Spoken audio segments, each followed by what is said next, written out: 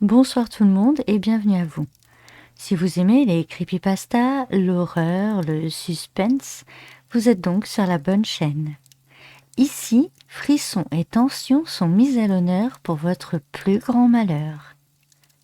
N'oubliez pas, si à la fin de cette vidéo vous avez aimé mon récit, laissez-moi un petit pouce bleu, un commentaire ou pensez à vous abonner si ce n'est déjà fait. Ce soir, je vous offre la 4e partie de cette histoire. Si vous avez raté les vidéos précédentes, vous les retrouverez en description. Pour rappel, nous avons découvert qu'une puce neuronale avait été implantée dans les humains. Mensonges, mauvaises pensées et même l'amour avaient été bannis de leur vie. Aujourd'hui, nous allons savoir si cela a été réellement bénéfique ou pas. Qui est cette ombre qui poursuit les héroïnes de l'histoire?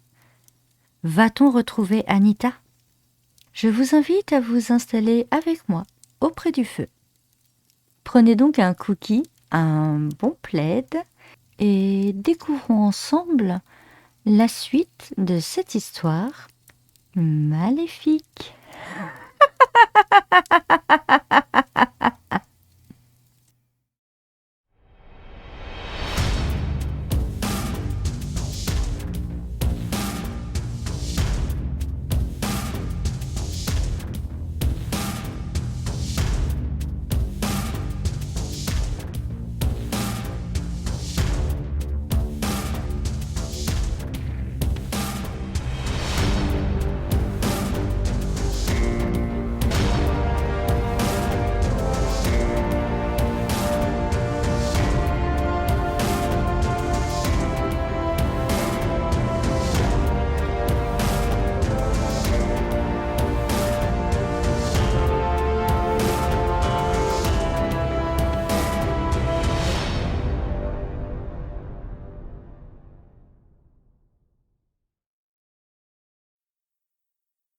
Le monde à présent débarrassé de crimes, la société était aseptisée de tout désir.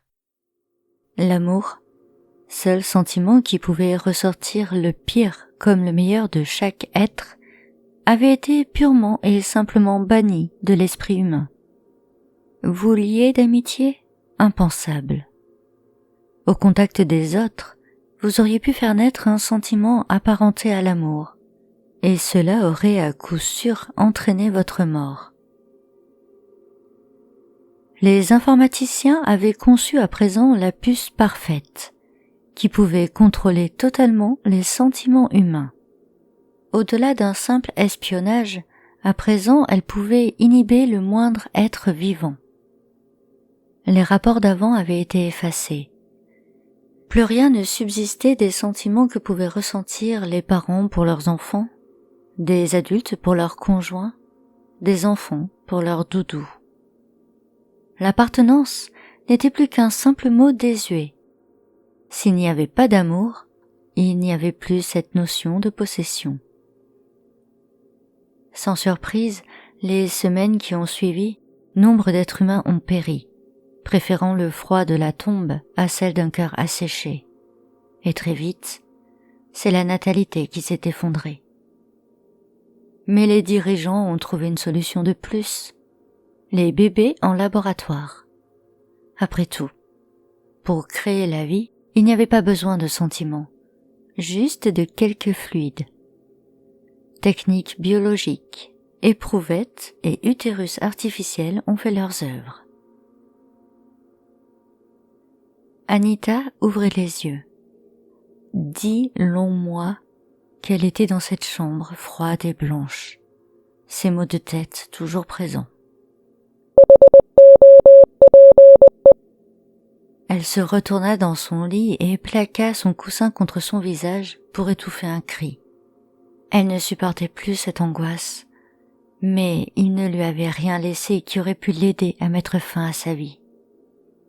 Elle se leva, et comme chaque matin, ou était-ce l'après-midi, elle n'arrivait même plus à le savoir, elle se mit en marche, très doucement, frottant du bout des doigts les murs aseptisés de sa chambre d'hôpital. Bien sûr, L'ombre était là, dans un coin, à suivre chacun de ses mouvements. Mais Anita n'y prenait plus garde. Au début, elle avait tenté de lui parler, de la toucher, de la frapper. Mais la substance de la chose était impalpable. Elle se contentait uniquement de suivre la femme du regard. Cependant, ce matin, il y avait un changement. L'ombre n'était plus seule. À ses côtés se tenait une nouvelle ombre, ressemblant en tout point à la première. Anita frémit en passant à côté de ces deux entités. Deux ombres? Comment ça se fait? Elle vient d'où, la seconde? Les questions défilaient dans sa tête, mais Anita savait qu'elle ne pouvait en parler à personne. Aucun des médecins qu'elle avait vus ne l'avait prise au sérieux. Pire, ils l'avaient même droguée pour éloigner ce symptôme psychologique, selon leur dire. Mais ça n'avait fait que renforcer la présence de l'ombre. Elle s'assit face aux deux formes humaines contre le mur. Cette fois, c'est elle qui se mit à les observer avec insistance.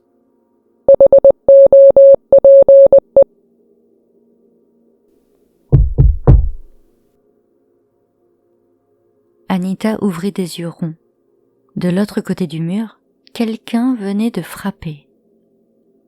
Elle se précipita et frappa à son tour.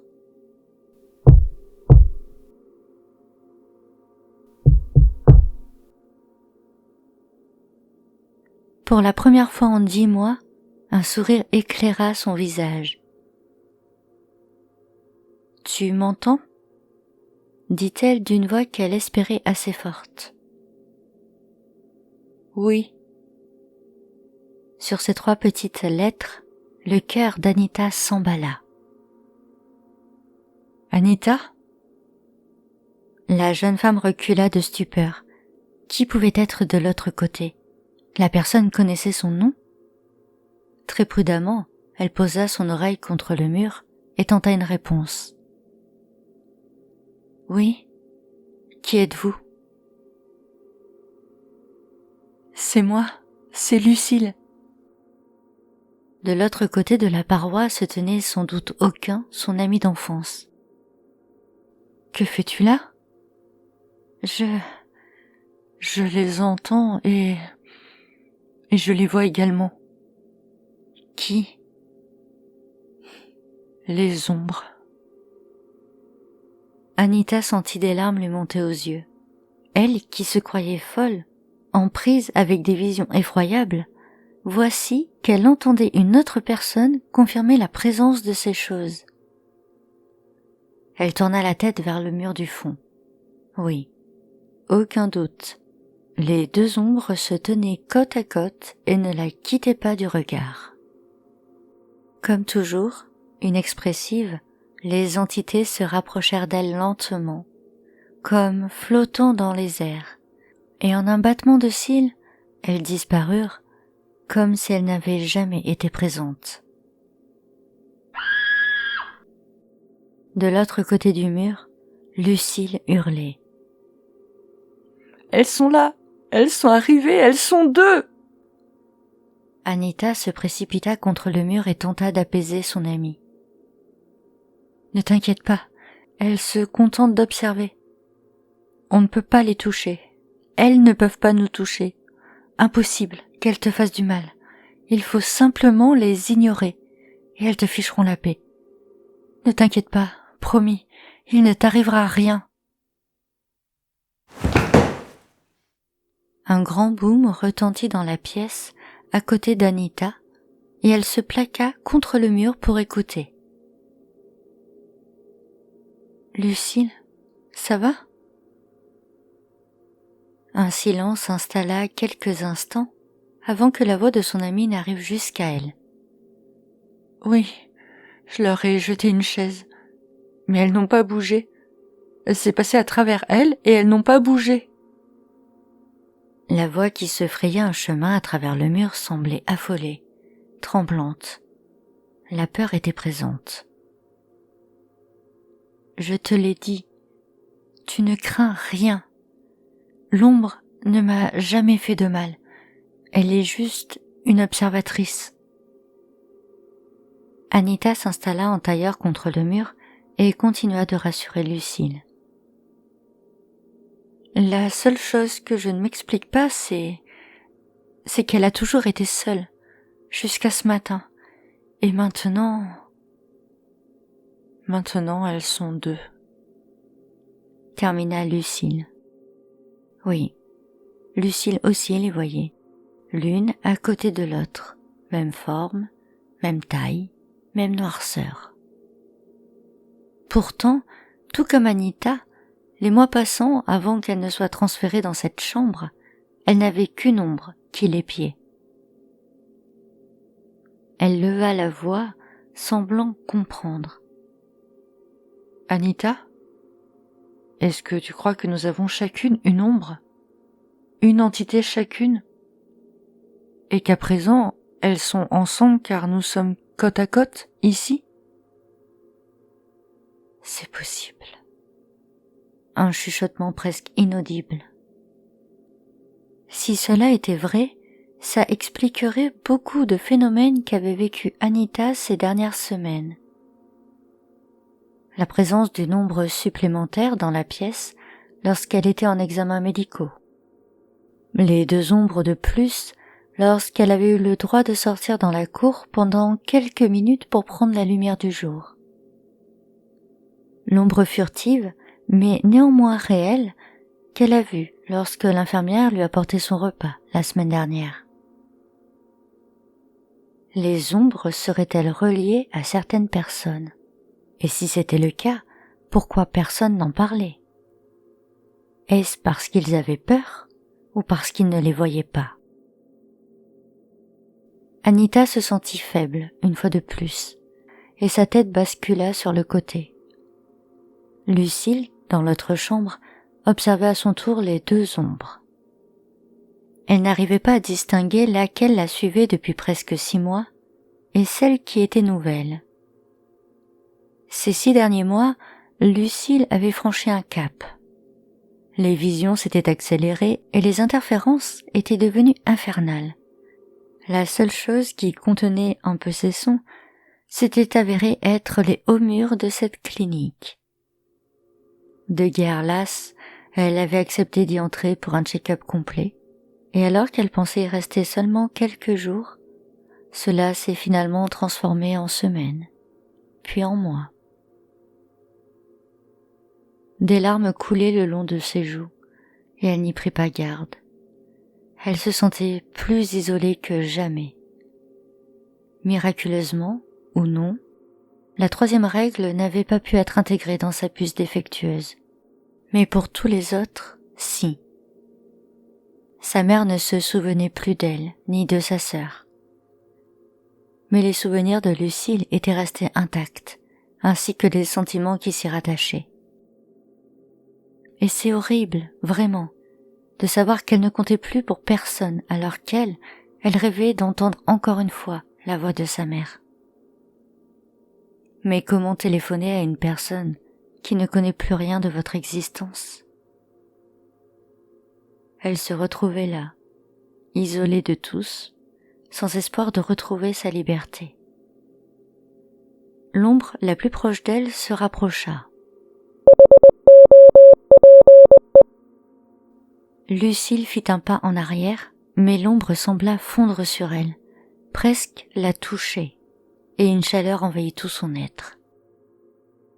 Les larmes jaillirent en flots, et Lucille sentit comme un poids s'échapper de son cœur. Quand sa crise de larmes fut terminée, elle regarda de nouveau les ombres.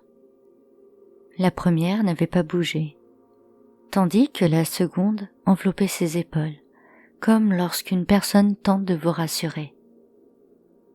Lucille voulut rendre ce geste affectueux, mais ses bras traversèrent le spectre noir.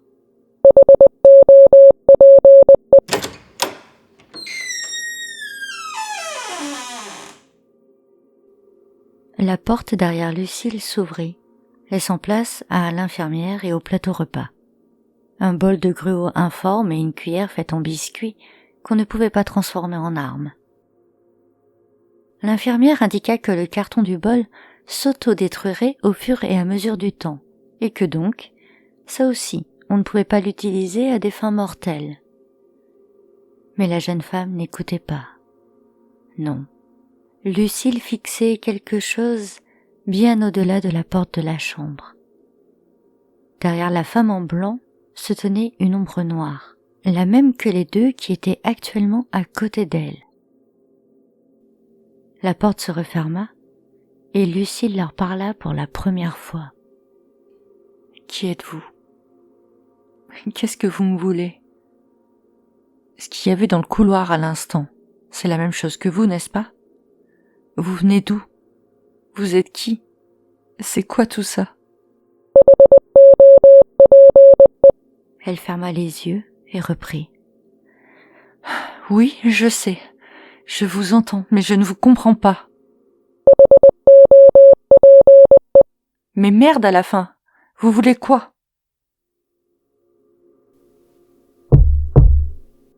Lucille fonça vers le mur qui la séparait d'Anita. « T'es là ? » ?»« Oui. L'infirmière vient de me dire que j'allais partir en examen cet après-midi.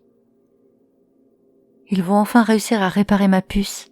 Ils ont trouvé le moyen de faire barrage aux interférences et aux visions. C'est pas merveilleux ? Je vais enfin reprendre ma vie comme avant. Non, non, ne les laisse pas faire, je t'en supplie. Ne les laisse pas faire. Ils vont aussi t'intégrer la 3e règle et... La 3e règle ? C'est quoi ? On n'a plus le droit d'aimer. Tu vas tout oublier, Anita. Tu vas oublier ta mère, ton frère, Sandra, et même notre amitié. Nos souvenirs communs, nos rires, nos pleurs, nos heures à refaire le monde. Tu ne seras plus qu'une coquille vide. Je t'en prie, Anita, ne te laisse pas faire. Sa supplication resta sans réponse.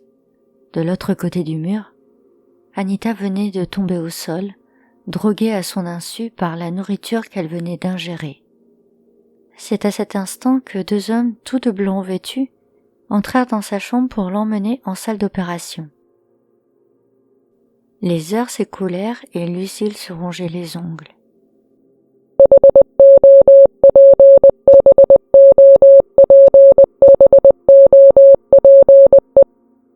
Le bruit se faisait plus insistant, mais elle voyait bien la seconde ombre s'atténuer petit à petit, jusqu'à devenir transparente, inexistante.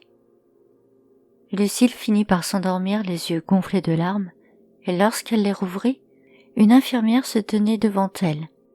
« Chut, pas un bruit, ok ? Ne mangez pas votre repas de demain.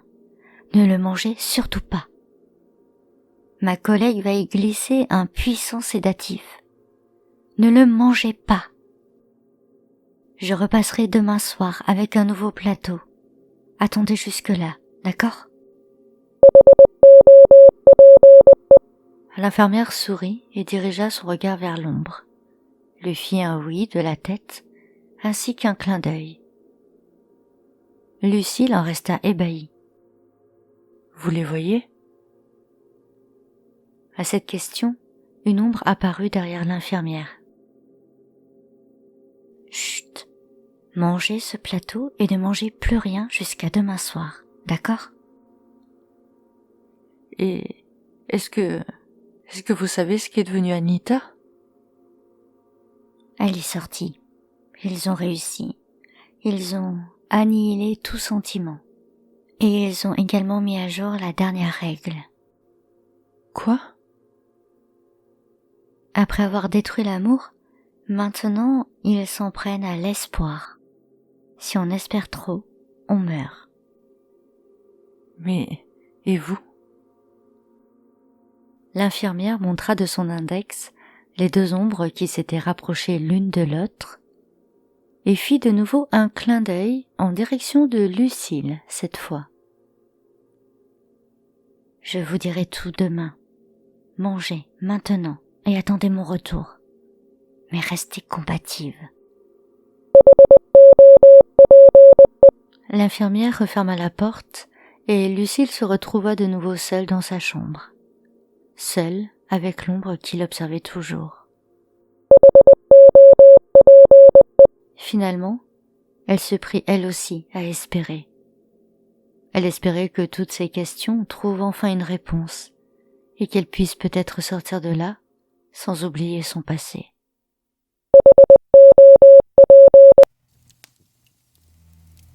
Alors, qu'avez-vous pensé de cette 4e partie ? Anita, finalement libérée, a laissé son passé derrière elle, oubliant même l'existence de Lucille qui semble en bien mauvaise posture. Quelle est cette infirmière qui semble connaître beaucoup de choses, dont la présence de ces fameuses ombres noires ? Que nous réserve la suite de cette histoire ? Eh bien, pour le savoir, je vous invite à vous abonner à ma chaîne, si vous ne l'êtes pas encore. Et je vous promets qu'on se retrouve dimanche prochain, même heure et même endroit, pour cette histoire riche en rebondissements, certes, mais totalement maléfique.